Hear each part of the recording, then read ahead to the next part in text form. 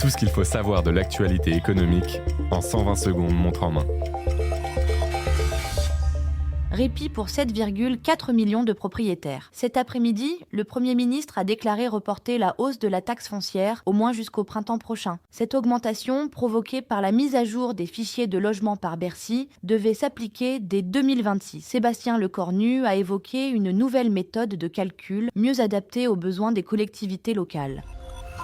Un accord sur les retraites ? Lors de l'examen du budget de la sécurité sociale, les députés et les sénateurs ont émis des avis divergents sur les questions liées à la retraite. Ce mercredi soir, une commission mixte paritaire se réunit pour tenter de trouver un compromis sur cet épineux dossier. Suspension de la réforme des retraites, âge de départ, hausse des pensions. Capital fait le point sur les règles qui vous attendent l'an prochain. Rétropédalage sur les arrêts de travail. Autre sujet qui divise les rangs des parlementaires. La limitation à 1 mois des premiers arrêts de travail. Lundi 24 novembre, les sénateurs ont mis leur veto à cette réforme. Cette limitation arbitraire et infondée médicalement mobiliserait plusieurs centaines de milliers d'heures de consultation, a justifié la sénatrice Corinne Imbert. Mi-novembre, les députés avaient voté cette limitation.